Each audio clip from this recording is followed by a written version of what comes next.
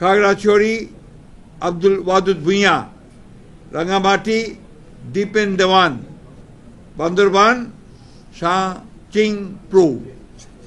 এই ছিল আমাদের 232টা আমরা প্রার্থীর, মাফ করবেন 238টার নাম আমরা সম্ভাব্য প্রার্থীর নাম ঘোষণা করলাম।